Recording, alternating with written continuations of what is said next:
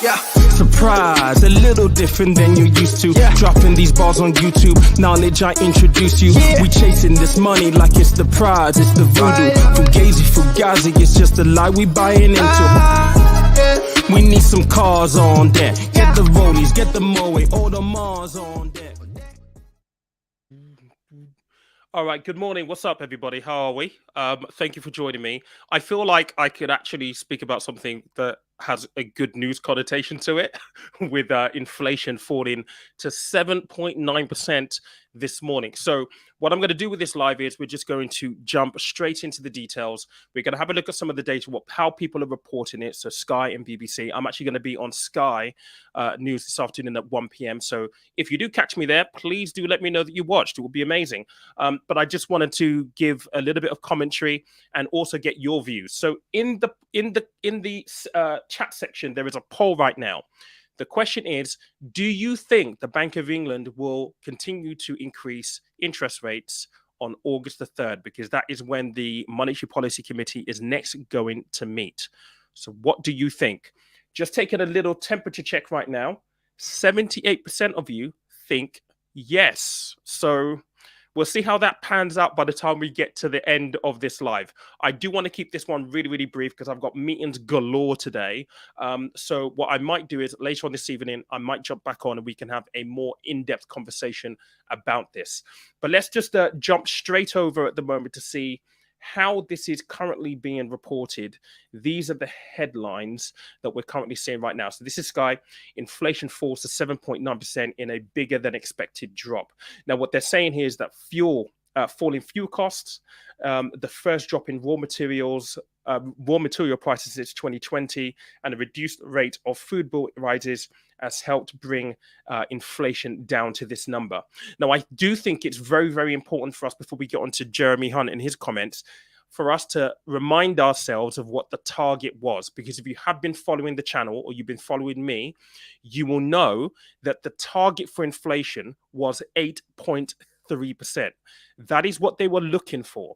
We've come in below that number. So whether the Bank of England is going to continue to be brave, to be bold, and seize the initiative and continue to push interest rates up is going to be an interesting move. But this is what Jeremy Hunt had to say earlier today about this. And I think there might be a little bit of reading between the lines that needs to happen with his commentary here. It's obviously welcome news that inflation has fallen. And it shows that if the government and the Bank of England are prepared to take difficult decisions, we can win the battle against inflation. But nonetheless, for families up and down the country, prices are still rising much too fast. There's a long way to go. If we look at inflation at 3% in the US, 5.5% in the Eurozone, you can see that if we stick to the plan, we can bring down inflation. And that's what this government is utterly determined to do. Well, we can see that the prices charged by producers are coming down, what are called factory gate prices. And we want to make sure that supermarkets and other retailers are passing those on to families as quickly as possible, because people are feeling a lot of pressure. And if you combine that with what the Bank of England are doing with monetary policy, what the government is doing in terms of being responsible with public finances, you can see that we will be successful in bringing down inflation. That's starting to happen. There's still a long way to go, and we're going to stick to the course.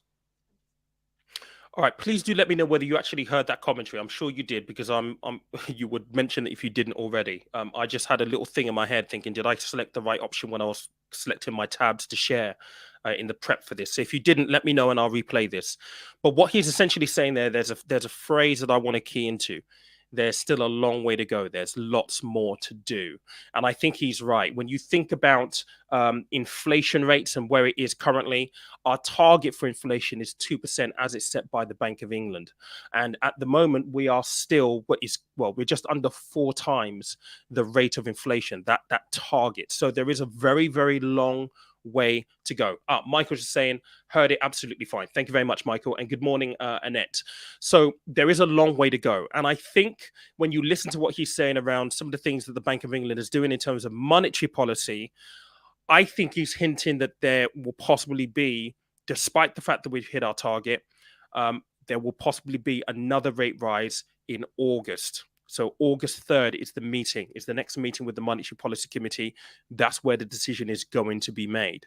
So I think reading between the lines, we might be able to expect a little something more to come along. Now, this is how the BBC are actually reporting this. Let me just share this tab right here. And I do want to key into Faisal Islam. And here's some of his commentary here. So he's saying there has been a sharp reaction in the financial markets today around the inflation numbers. And I would imagine that the markets have been positive this morning because of this news. It has seen a big reversal of some of the troubling moves in recent weeks that help push up fixed mortgage costs. Now, we will talk about mortgage costs here, okay? Markets are no longer expecting interest rates to peak above 6%, and they are betting on a more modest 0.25% rise next month. What he's referring to there is a Bank of England base rate increase of 0.25%. That is what they're betting on right now. So currently, if we go into what our current interest rate is for the country, our interest rate at the moment is 5%. So it was forecasted it was going to be moved up to about 5.5%. He's now looking at probably going to be about 5.25%. The all-important 2-year gilt yields, a measure of the effective cost of government borrowing for a 2-year loan, fell sharply this morning below 5% to 4.84%. And I do actually want to show you this because there is a little bit of correlation that is worthwhile just pointing out here. So this graph right here is the 2-year bond, okay? So if you remember, this was the peak back in September when we had the Liz Truss and Kwasi Kwarteng budget. We hit a high here of what was that? Around about 4.8%. Since then, it's kind of come down. You know, it's been stabilized a little bit, but it has been increasing quite a bit over the last since May.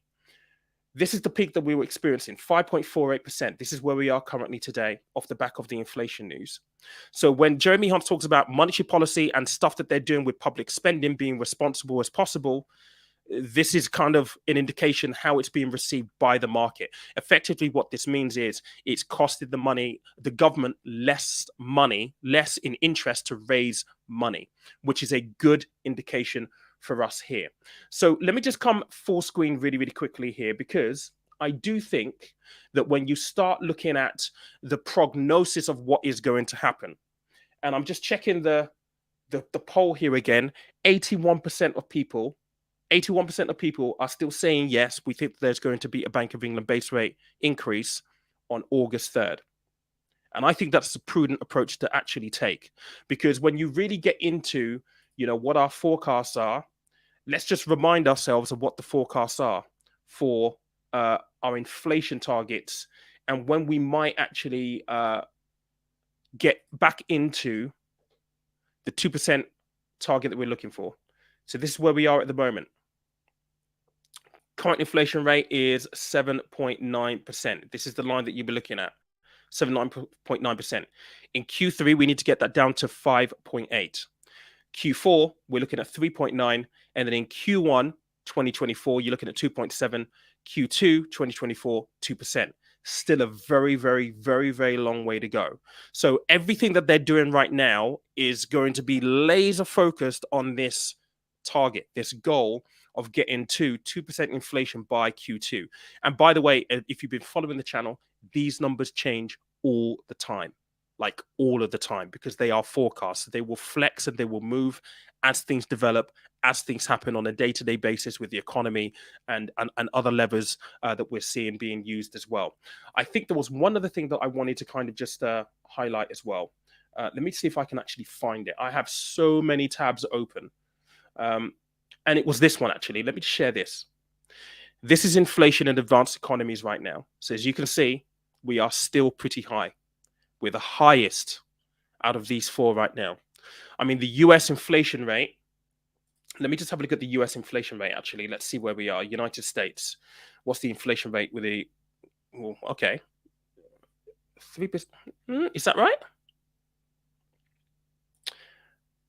They haven't got it down that low, have they? Right, bear me 1 second, guys. I just need to verify this. Let me just verify this.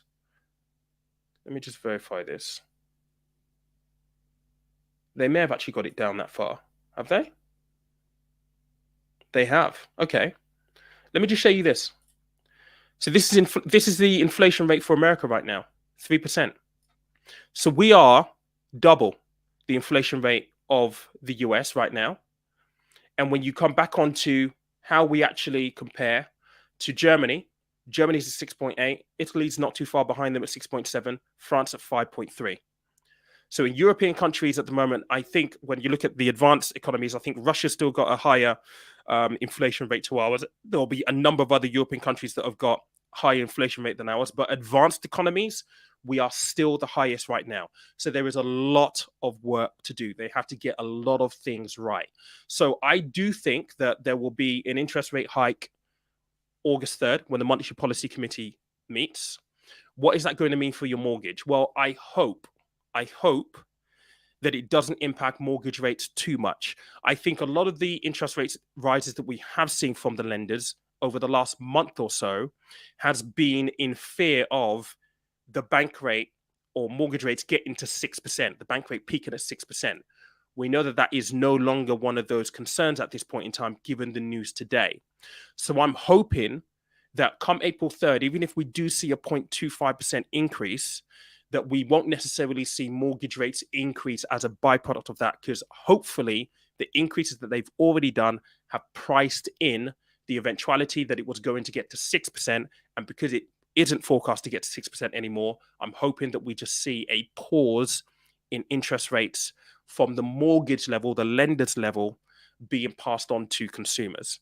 I could be absolutely wrong, but that's what I would like, or I would hope to see come August 3rd, and the days after that, once we kind of know what the Bank of England have decided to do with interest rates. But overall, this is great news for today. I think we're moving in the right direction. If you remember back in October when we were at 11.1%, I mean, they were talking about the fact that food inflation has come down as well. Not by much. I mean, food inflation was something like 19.6% or something like that. I think food inflation at the moment has come down to about 18% something. I was just looking for it here. No, here we go. Let me just share this. This is food inflation right now. So the rate of food inflation fell to 17.3% in June from 18.3% in May. I mean, this right here is where you're really going to feel it. If you're doing your weekly shop, trying to feed the kids, that you're going to feel that, right? So we've got a long way to go for that to come down even further, but it has come down 1%. We need to drive that down. And if we can drive this down even further, the overall rate of inflation is also going to come down. They're also saying here that, you know, there were fears that the core inflation was going to be stuck at 8.2%. That's fallen by down to 7.1% now. So overall, good news. But I do think we're going to see rate rises. Thank you so much for watching this. I do appreciate you.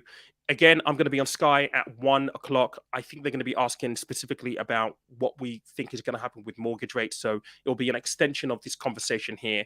But if you do watch me, please do let me know that you did watch, because it's always nice to know that people who follow also get to kind of see me. And I'd love to hear what you think as well. But guys, thank you so much for joining me this morning. This has been a very, very brief one. I've got to crack on with some work because I've got a amount of things to get through. I will catch you perhaps this evening for a longer conversation. Cheers. Yeah, surprise, a little different than you used to. Yeah. Dropping these bars on YouTube, knowledge I introduce you. Yeah. We chasing this money like it's the prize, it's the voodoo. Fugazi, it's just a lie we buying into. We need some cars on deck. Get the rollies, get the Moe, all the Mars on deck. We got the traders, got the picture with the Bentley in Dubai. Are you dripping in designer, looking fly? On the bombardier, sipping on the wine. Broke man, we broke. Where's the fun in being broke? Stocks and bonds get you yo. That's what I'm teaching these folks. I see that smoke, see them choke. Getting coke. While I'm researching these stocks, buying coke. 20 months on the channel, million people taking note. I got a warrant for Buffet. I'm coming for his vote.